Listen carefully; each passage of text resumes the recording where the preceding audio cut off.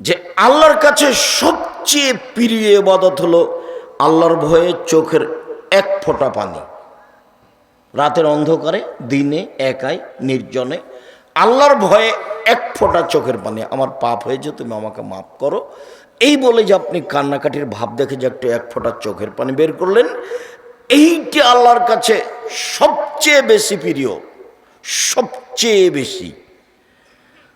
তো আল্লাহ নবী বলছেন, গাভীর বান থেকে চাপ দিয়ে দুধ বের করে ভিতরে ঢোকানো যায় না যেমন, এইটা যেমন অসম্ভব, আল্লাহর ভয়ে কাঁদে যে তার জাহান্নামে যাও তেমনি অসম্ভব।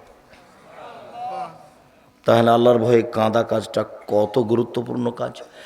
আমি আর আপনি রাতে কান্নাকাটি করি না, এর অর্থ এই নয় যে পৃথিবীতে কেউ কাঁদে না, এটার অর্থ এই নয়।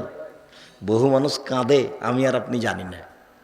আমি আর আপনি তো দোকানে আড্ডা পিটি, রাত 2টা 1টা পর্যন্ত বসে থাকি, ল্যাংটা মেয়ে দেখি, চক্ষু ঠান্ডা করি, কলিজা ঠান্ডা করি, জানটা সহাত করি। আর এইসব বোকা ছেলেগুলো বড় মোবাইল রেখেছে, ওই ঘরে ওর বোন দেখছে ল্যাংটা মেয়ে, ওই ঘরে দেখছে ওর বাপ ওই ঘরে দেখে, ওর মা ওই ঘরে দেখে, গোটা পরিটা কুকুর শ্রীগালের মতো, পশু প্রাণীর মতো, গরু ছাগলের মতো।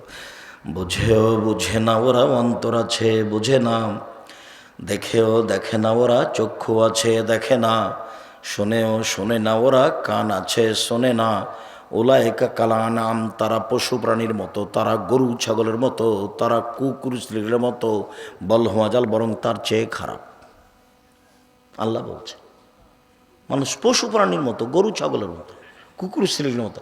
এই ছেলে, এই শোনো, তোমার আব্বা যে মসজিদ থেকে বের হয়ে দোকানে বসে যে এভাবে টুপি মাথায় দিয়ে দেখছে ল্যাংটা মেয়েটা, তো তোমার আব্বাকে বলে দেখো তো, আব্বা আপনাকে কেমন লাগে? আব্বা আপনি ভালো মানুষ, দেখি তোমার আব্বা কি বলে, বলেই দেখো। আমাদের এই এলাকাতে নতুন নোংরা অভ্যাস হয়েছে, ঘন্টার ঘন্টা দোকানে বসে আছে। আমরা তো কই জীবনে একদিন বসিনি, একদিন 1 মিনিটও নয়, আমার জীবনে কোনোদিন চায়ের স্টলেই বসিনি।